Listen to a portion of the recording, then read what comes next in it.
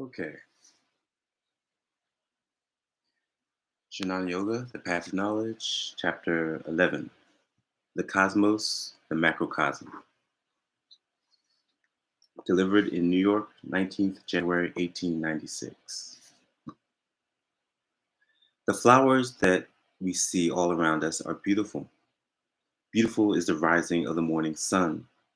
Beautiful are the variegated hues of nature. The whole universe is beautiful, and man has been enjoying it since his appearance on earth. Sublime and awe-inspiring are the mountains, the gigantic rushing rivers rolling towards the sea, the trackless deserts, the infinite ocean, the starry heavens. All these are awe-inspiring, sublime, and beautiful indeed. The whole mass of existence, which we call nature, has been acting on the human mind since time immemorial. It has been acting on the thought of man, and as its reaction has come out the question, what are these? Whence are they?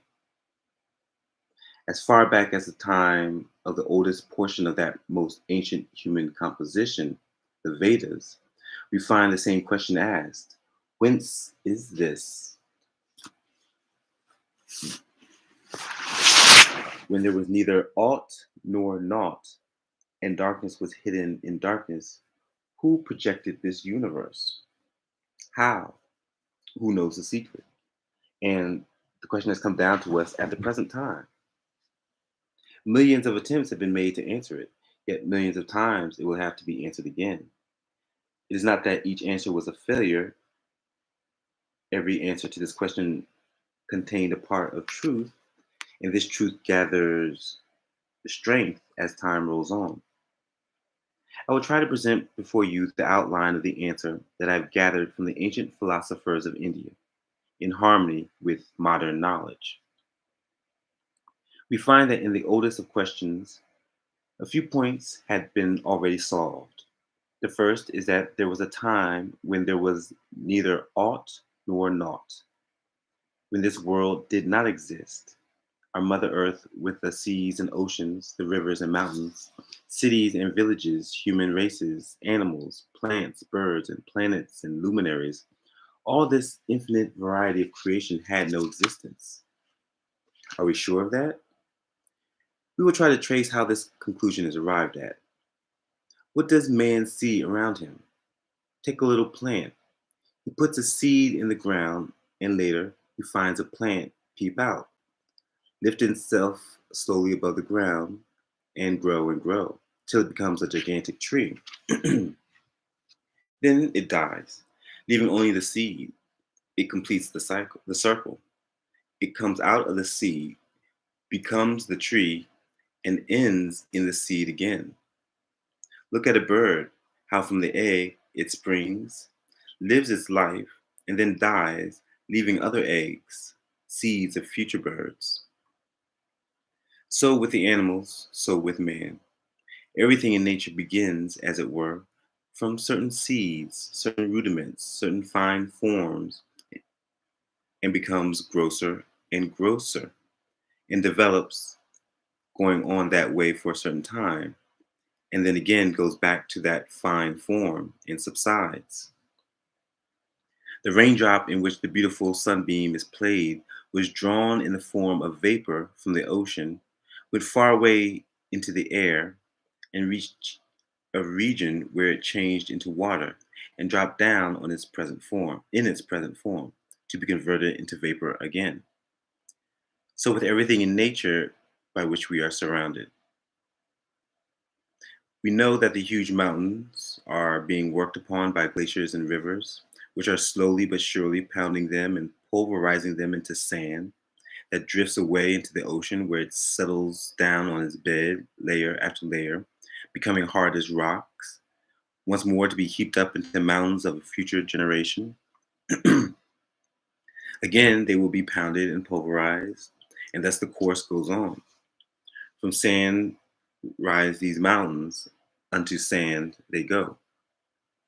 If it be true that nature is uniform throughout, if it be true, and so far no human experience has contradicted it, that the same method under which a small grain of sand is created, works in creating the gigantic sun and stars and all this universe, if it be true that the whole of this universe is built on exactly the same plan as the atom, if it be true that the same law prevails throughout the universe, then, as it has been said in the Vedas, knowing one lump of clay, we know the nature of all the clay that is in the universe. Take up a little plant and study its life, and we know the universe as it is. If we know one grain of sand, we understand the secret of the whole universe. Applying this course of reasoning to phenomena, we find, in the first place, that everything is almost similar at the beginning and the end. The mountain comes from the sand and goes back to the sand. The river comes out of vapor and goes back to vapor. Plant life comes from the seed and goes back to the seed. Human life comes out of human germs and goes back to human germs. The universe, with its stars and planets, has come out of a nebulous state and must go back to it.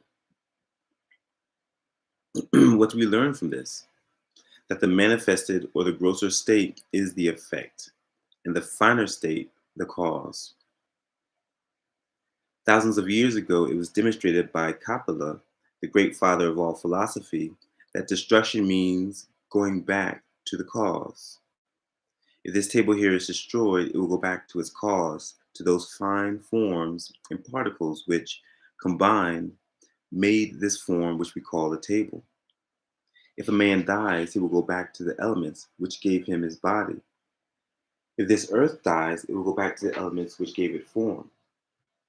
This is what is called destruction, going back to the cause, not different. Going back to the cause. Therefore, we learn that the effect is the same as the cause, not different. It is only in another form. This glass is an effect, and it has its cause, and this cause is present in this form. A certain amount of the material called glass plus the force in the hand of the manufacturer are the causes, the instrumental and the material, which combined produce this form called a glass. The force, which was in the hands of the manufacturer, is present in the glass as the power of adhesion, without which the particles would fall apart, and the glass material is also present. The glass is only a manifestation of these fine causes in a new shape, and if it be broken to pieces, the force which was present in the form of adhesion will go back and join its own element, and the particles of glass will remain the same until they take new form. Thus, we find that the effect is never different from the cause. It is only that this effect is a reproduction of the cause in a grosser form. Next, we learn that all these particular forms, which we call plants, animals, or men, are being repeated ad infinitum, rising and falling.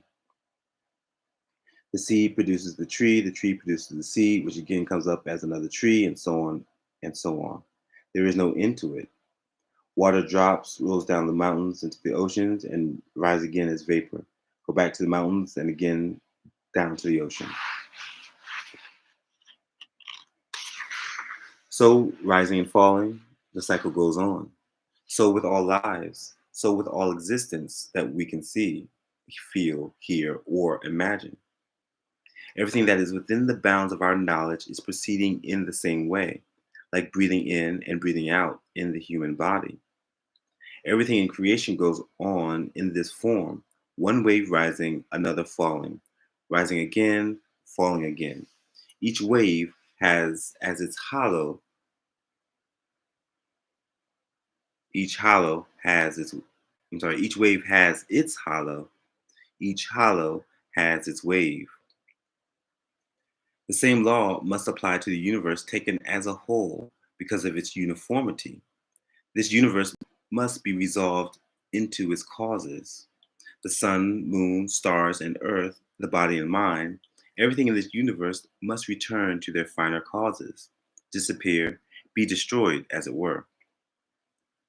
But they will live in the causes as fine forms. One of these fine forms, Out of these fine forms, they will emerge again as new earths, suns, moons, and stars. There is one fact more to learn about this rising and falling. The seed comes out of the tree.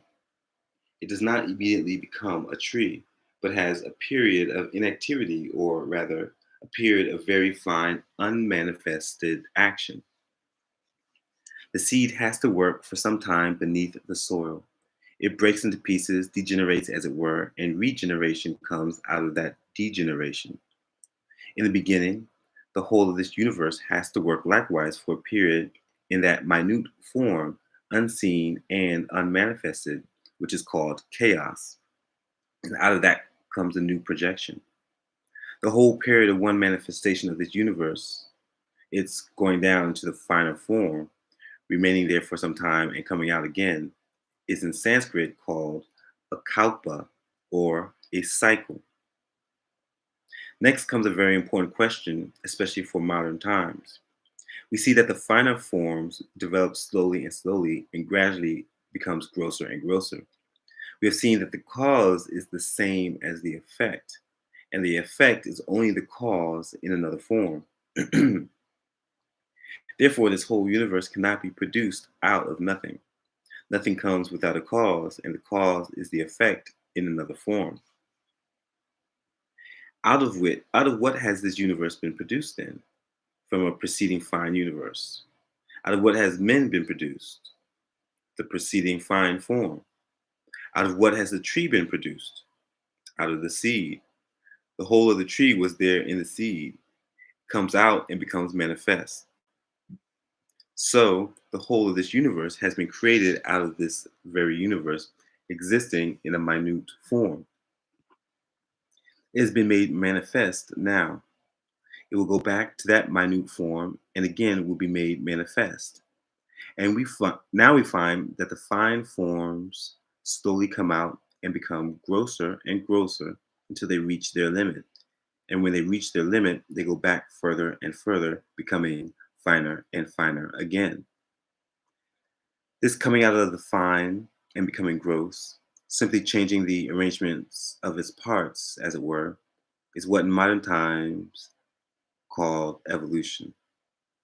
This is very true, perfectly true. We see it in our lives. No rational man can possibly quarrel with these evolutionists, but we have to learn one thing more. We have to go one step further. And what is that? That every evolution is preceded by an involution. The seed is the father of the tree, but another tree was itself the father of the seed. The seed is the fine form out of which the big tree comes, and another big tree was the form which is involved in that seed. The whole of this universe was present in the cosmic fine universe. The little cell, which becomes afterwards the man, was simply the involved man and becomes evolved as a man. If this is clear, we have no quarrel with the evolutionists, for we see that if they admit this step, instead of their destroying religion, they will be the greatest supporters of it. We see then that nothing can be created out of nothing. Everything exists through eternity and will exist through eternity. Only the movement is in succeeding waves and hollows, going back to fine forms and coming out into gross manifestations. This involution and evolution is going on throughout the whole of universe, the whole of nature. The whole series of evolution, beginning with the lowest manifestation of life and reaching up to the highest, the most perfect man, must have been the involution of something else. The question is, the involution of what? What was involved? God. The evolutionist will tell you that your idea that it was God is wrong. Why? Because you see God is intelligent, but we find that intelligence develops much later on in the course of evolution. It is in man and the higher animals that we find intelligence, but millions of years have passed in this world before this intelligence came. This objection of the evolutionists does not hold water, as we shall see by applying our theory. The tree comes out of the seed, goes back to the seed.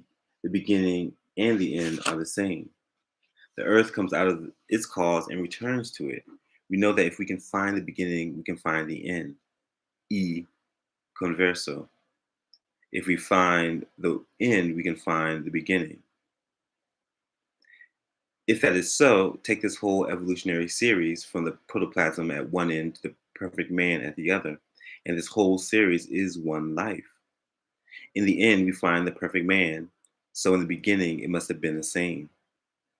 Therefore, the protoplasm was the involution of the highest intelligence. You may not see it, but that involved intelligence is what is uncoiling itself until it becomes manifested in the most perfect man. That can be mathematically demonstrated. If the law of conservation of energy is true, you cannot get anything out of a machine unless you put it in there first. The amount of work that you get out of an engine is exactly the same as you put into it in the form of water and coal, neither more nor less. The work I'm doing now is just what I put into me in the shape of air, food, and other things. It is only a question of change and manifestation. There cannot be added in the economy of this universe one particle of matter or 1 foot-pound of force, nor can one particle of matter or 1 foot-pound of force be taken out. If that be the case, what is this intelligence?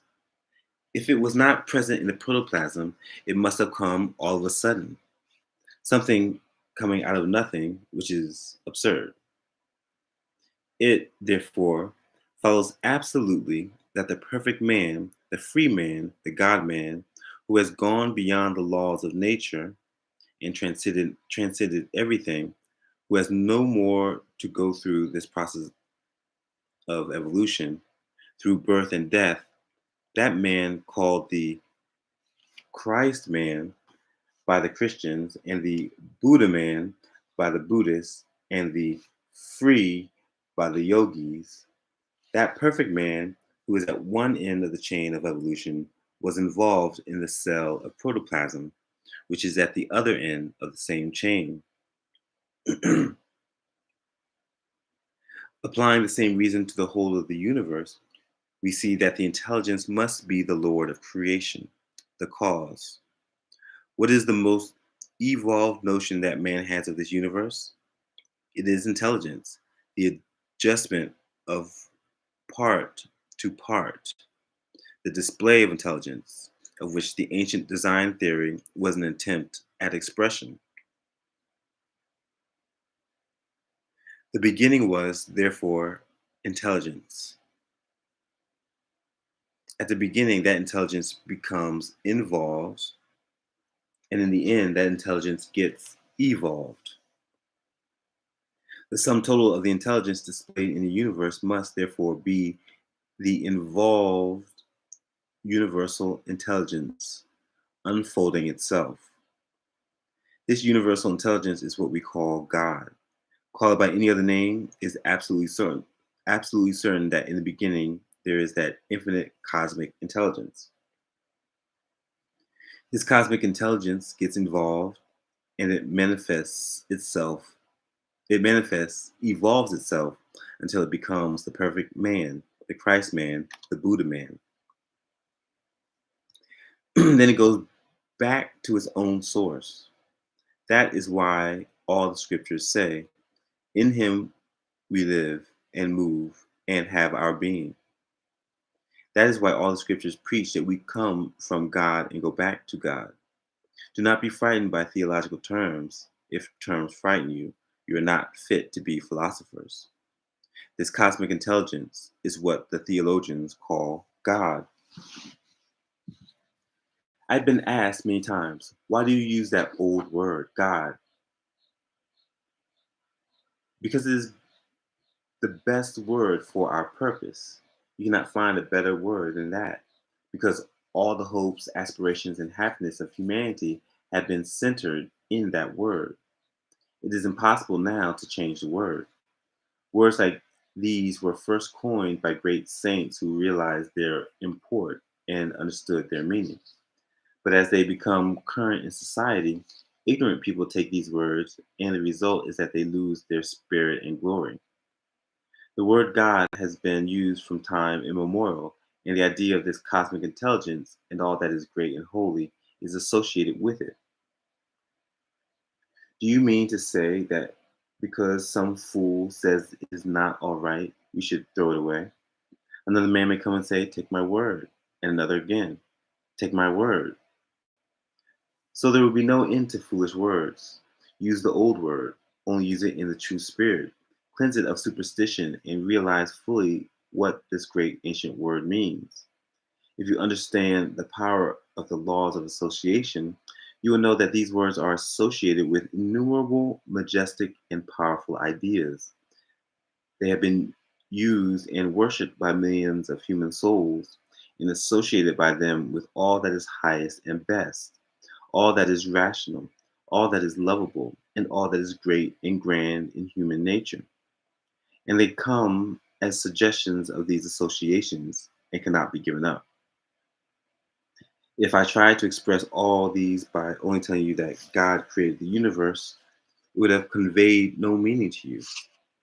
Yet, after all this struggle, we have come back to Him, the ancient and supreme one. We now see that all the various forms of cosmic energy, such as matter, thought, force, intelligence, and so forth, are simply the manifestations of that cosmic intelligence, or, as we shall call it henceforth, the Supreme Lord.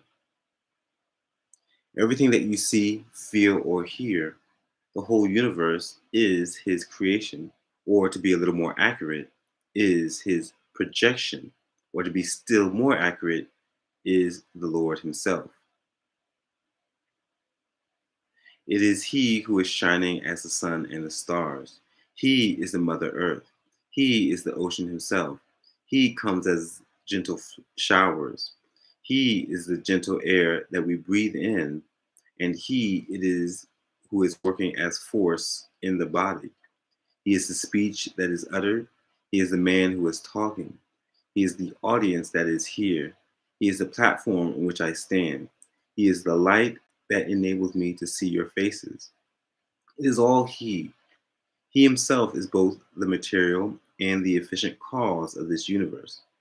And He it is that gets involved in the minute cell and evolves at the other end and becomes God again. He it is that comes down and becomes the lowest atom and slowly unfolding His nature rejoins Himself. This is the mystery of the universe. Thou art the man, thou art the woman, thou art the strong man walking in the pride of youth, thou art the old man tottering on crutches, thou art in everything, thou art everything, O Lord. This is the only solution of the cosmos that satisfies the human intellect. In one word, we are born of Him, we live in Him, and unto Him we return. Short chapter. Next, chapter 12, the cosmos, the microcosm.